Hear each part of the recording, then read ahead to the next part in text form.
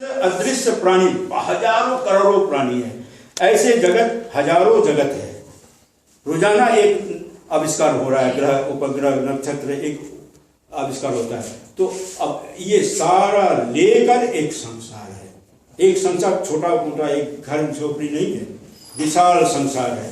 तो उसी संसार में हम एक छोटे से कीड़े हैं, छोटे से कीड़े। आप आसमान में चले जाए 40,000 50,000 रॉकेट पे चले जाए तो इंडिया में इतना दिखाई पड़ता है। हम उसमें और भी धूल मिट्टी की कणा की तरह भी नजर नहीं आते हैं। लेकिन जब हम यहाँ बाकी को छोड़ देते, केवल मैं हूँ, मैं राजा हूँ, ये भावना आ जाती है। ऊपर चले जाइए तो आपका कोई पूछता नहीं है, कितना छोटा हो जाते हैं आप। इसी प्रकार से ये जो कर्म है, इस कर्मों की हम वैल्यू या मन की वैल्यू जो हम देते नहीं, कि क्योंकि ये मुफ्त में मिल जाता है। जैसे हवा पानी, गाड़ी जो है हम चलाते हैं, आराम से जाते हैं, हवा का बहुत महत्व है। अगर हवा नहीं हो गाड़ी में तो चल ही नहीं पाएंगे हम, चाहे करोड़ों रुपया की गाड़ी हो, हम चल नहीं पाएंगे। उसी प्रकार से क्योंकि वो मुफ्त में मिल जाता है, तो हवा का कदर नहीं देते हैं। इसी प्रकार से मन का खर्चा करने में कोई पैसा लगता नहीं है।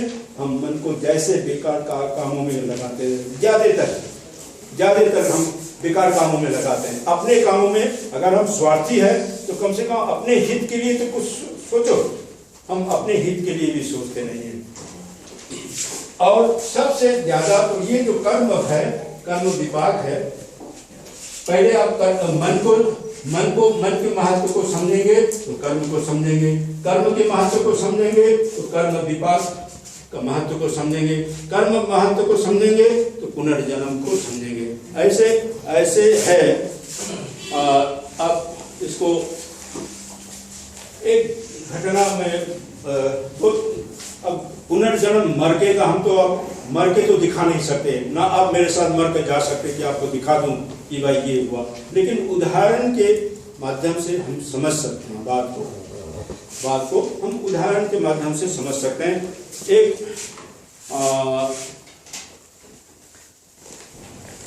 जैसे आप अंगुलीमाल का नाम सुने हैं, 999 ठीक नहीं, अब बैठेंगे तो बस बैठ जाऊंगा। आप देखें, आपको पढ़ाते समय कभी बैठ के पढ़ाया हूँ नहीं।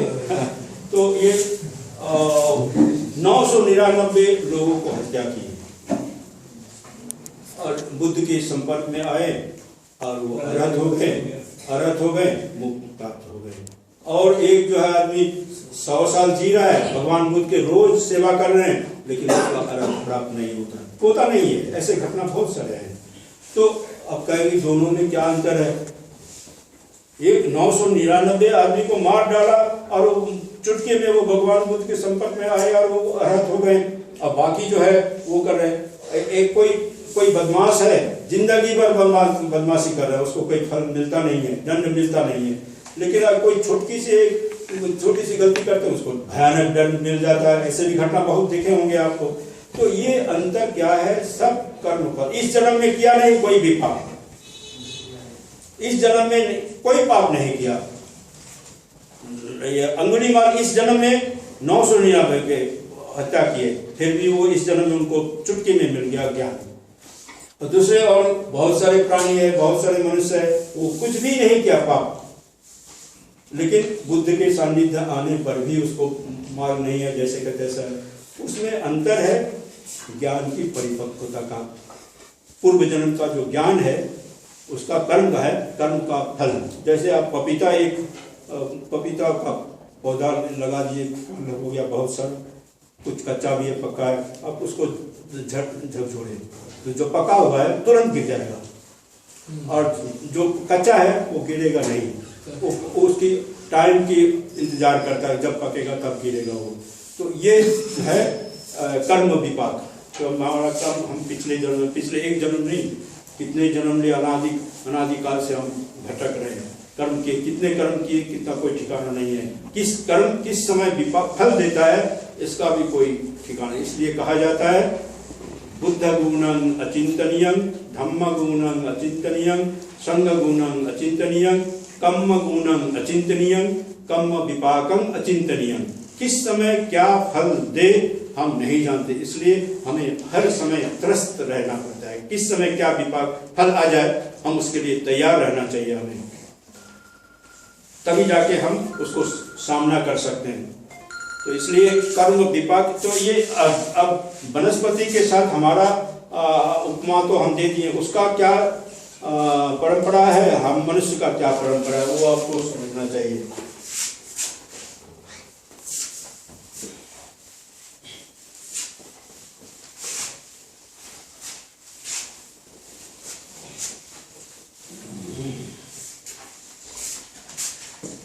ये बीज है, ये धरती है, ये बीज है, और ये पेड़ हुआ, ये पेड़ में फल हुआ, एक वृक्ष की कहानी है। फिर यहाँ से फल गिरा, यहाँ से गिरा, फिर यहाँ से पौधा हुआ, फिर फल हुआ, फिर ये गिरते गिरते गिरते यहाँ एक संबंध है, टूटा नहीं है।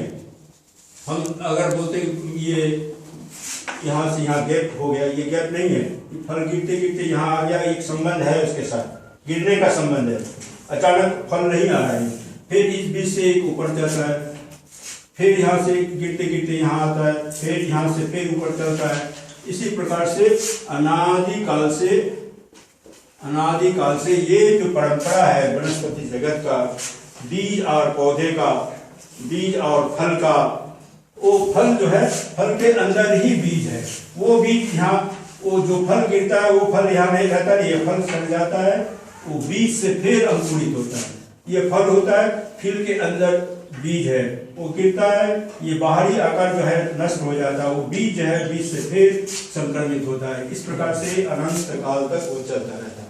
उसका हाँ एक ही उपाय है इसको, या तो अगर कोई रोके ना तो ये चलता चलेगा, ये परंपरा बीज फल बीज फल बीज फल, यानी कर्म और फल, कर्म और फल, कर्म और फल, ऐसे चलता रहेगा।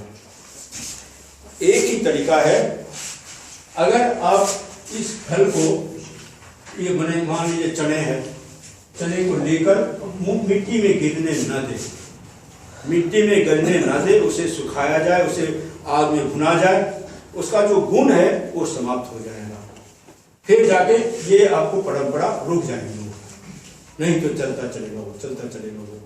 तो आज व्यक्ति में क्या है, व्यक्ति और वनस्पति में क्या अंतर है? नियम एक ही है, लेकिन इसमें स्वतंत्रता है व्यक्ति की। आप इस बीज को आप चाहे तो इसको लगा भी सकते हैं अगले फसल के लिए, चाहे तो आप इसको रुकवा भी सकते हैं। ये स्वतंत्रता व्यक्ति में है, और यही कारण है, आप कहेंगे कैसे, ये जो जन्म लेता है, ये जन्म लेने की प्रक्रिया क्या है, इसे समझाने के बहुत कठिन विषय है।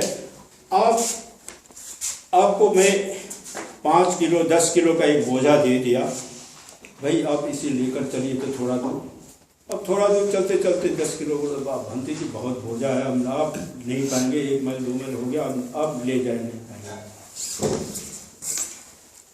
लेकिन आपका शरीर, मेरा शरीर 70 किलो का है, 80 किलो का है, हम ढो रहे हैं, रोजाना ढो रहे हैं। ये ढोने वाला कौन है?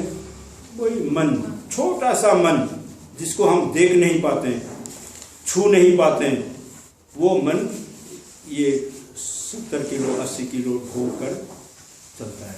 तो जैसे आप यहाँ आए, कैसे आए? वही मन लेके आया कि मुझे सुनना है, एक इच्छा हुई, उसी इच्छा के कारण, तृष्णा के कारण आप कहीं भी थे, आप वहाँ से घूम घाम के आप यहाँ आकर बैठे हैं, वही मन ले जा रहे हैं। जैसे वहाँ से वहाँ यहाँ ले आए आपका मन, उसी प्रकार से मरते समय भी हमारा मन, अगर आप में इच्छा है, मुझे मनुष्य लोक में जाना है, आप मनुष्य लोक में जाएंगे, आपके कर्म के कारण, अपनी इच्छा के कारण। अगर आप कहते हैं हम देव ब्रह्म लोक में जाएंगे, आप देव लोक ब्रह्म लोक में जन्म लेंगे।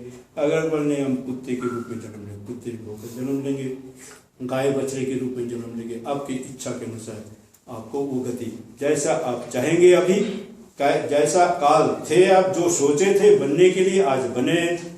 आज जो आप सोच रहे हैं कल बनने के लिए, वो आपको कल बनाएगा। इसलिए मन का ख्याल रखिए, बहुत इम्पोर्टेंट बात है। तो इसलिए तो अब ये जो अरहत है, नाग, ये बुद्ध है, अंगुलीमाल है, उनके जितने अरहत शिष्य है, वो क्या किए कि भाई मुझे अब चलना नहीं है। तो चलना नहीं है कैसे बोलेंगे? आपकी कोई तृष्णा नहीं होनी चाहिए, इच्छा नहीं होनी चाहिए जाने की। आपकी इच्छा नहीं होगी, आप नहीं आएंगे। आपकी स्वतंत्रता है, आपकी इच्छा होगी, आप आएंगे यहाँ पर। इच्छा के आप अधीन है, आप आना पड़ेगा। तो इच्छा को रोकना पड़ेगा संकल्प के द्वारा, शुद्धि के द्वारा। तो अब ये जो इच्छा है अगले जन्म की, वो इच्छा यहाँ से यहाँ तो गिर गया, वो फल है यहाँ पर, यहाँ तो गिरेगा, वो आप रोक नहीं सकते, वो गिरेगा। लेकिन यहाँ से यहाँ ऊपर चढ़ने की जो गति है वो उसको आप कंट्रोल कर सकते हैं। तो वही जो है बुद्ध, वही निर्वाण है।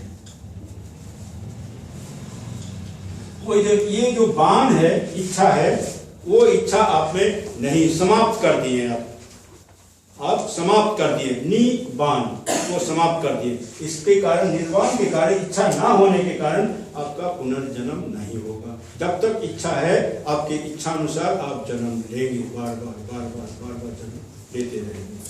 अभी आपका कोई और कोई जिज्ञासा हो तो आप जिज्ञासा।